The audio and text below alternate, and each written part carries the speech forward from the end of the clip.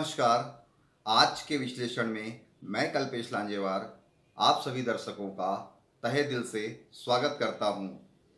आज हम बात करने जा रहे हैं लोकसभा क्षेत्र के छत्तीसगढ़ राज्य के एक और बहुत ही महत्वपूर्ण और आरक्षित सीट जांजगीर चांपा की। जी, ये एससी आरक्षित सीट है और हम आज लोकसभा चुनाव 2024 के मद्देनज़र इसका विश्लेषण करेंगे। हालांकि यहाँ पर मतदान हो चुका है 7 मई 2024 को।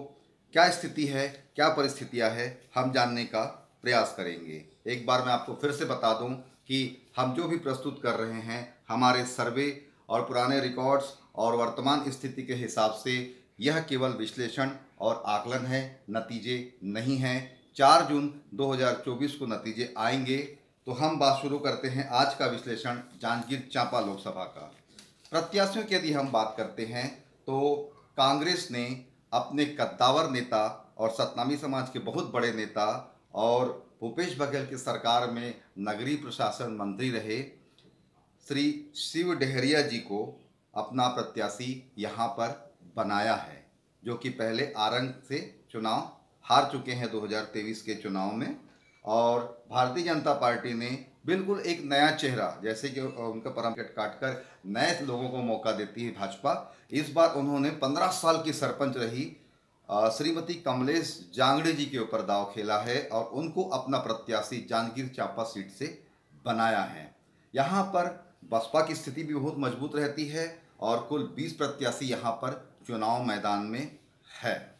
अगर हम मतदाताओं की बात करते हैं तो जांजगीर चांपा लोकसभा क्षेत्र में 2024 की स्थिति के हिसाब से 20,50,468 कुल मतदाता हैं, जिसमें से पुरुष मतदाता 10,29,756 और महिला मतदाता 10,20,685 है।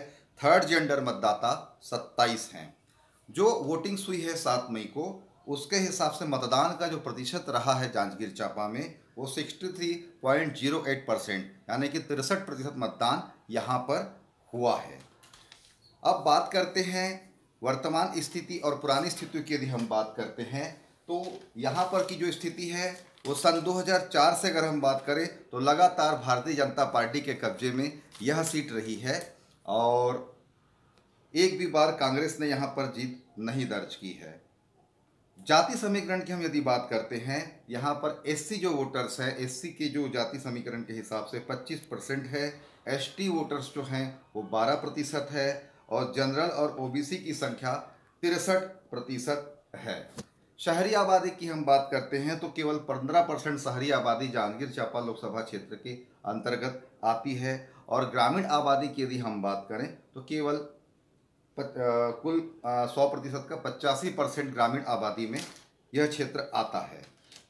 पिछले चुनाव की यदि हम बात करते हैं सन 2019 के चुनाव की, तो यहाँ पर भाजपा के श्री गुहाराम अजगल्ले जी ने कांग्रेस के रवि परसराम भारद्वाज जी को 83,255 वोटों के बड़े अंतर से चुनाव हराया था। एक बात आपको और बताना चाहूँगा, बसपा का जो मैंने कहा जनाधार मजबूत है, वो इससे पता चलता है कि 2019 के चुनाव में बसपा के जो प्रत्याशी थे श्री दाऊराम रत्नाकर जी, उन्होंने 1,31,387 वोट प्राप्त किए थे। एक बहुत बड़ा वोटिंग क्षेत्र होता है। बात करते हैं विधानसभा सीटें कितनी हैं जांजगीर चांपा में, तो विधानसभा सीटों की हम यदि बात करते हैं तो कुल 8 विधानसभा जांजगीर लोकसभा क्षेत्र के अंतर्गत आती है। अकलतरा, जांजगीर चांपा, शक्ति, चंद्रपुर, जयजयपुर, पामगढ़, बिलाईगढ़ और कसडोल। और एक बहुत ही सरप्राइजिंग चीज़ मैं आपको बता रहा हूँ, छत्तीसगढ़ में केवल ये एकमात्र लोकसभा सीट है जांजगीर चांपा जहाँ पर पूरे 8 विधानसभा में कांग्रेस के विधायक हैं। सभी में कांग्रेस के विधायकों का कब्जा है। और अगर हम लीड की बात करते हैं 2023 के जो विधानसभा हुए हैं तो लगभग 1.5 लाख की लीड यहाँ पर कांग्रेस की है।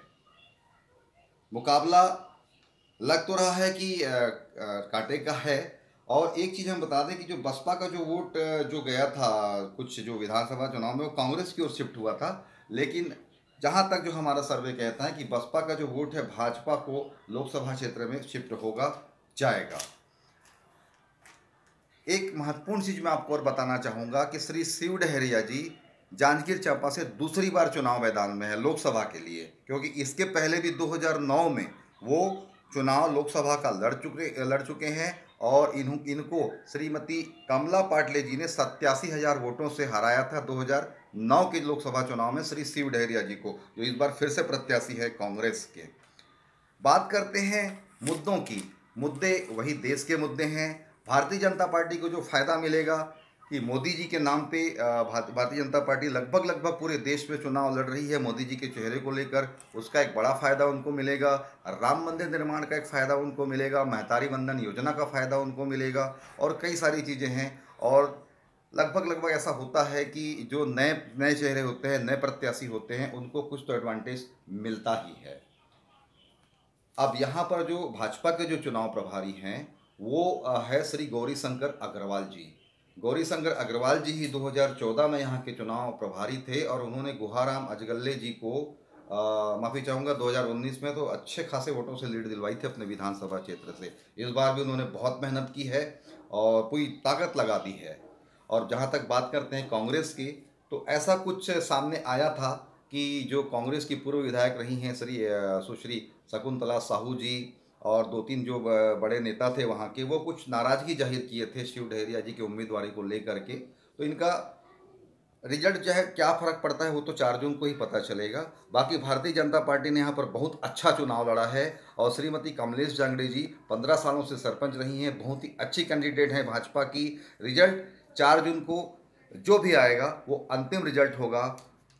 मुकाबला कांटे का है, टक्कर का है, लेकिन हमारे हिसाब से भारतीय जनता पार्टी को यह जो कब्जा है वो बरकरार रहती हुई दिखाई दे रही है। और एक बार फिर से यह सीट न्यूज़ छत्तीसगढ़ अपडेट के आकलन और विश्लेषण के हिसाब से भाजपा को जाती दिखाई दे रही है और श्रीमती कमलेश जांगड़े जी 70 से 80,000 वोटों की लीड से यह चुनाव जीतती दिखाई दे रही है।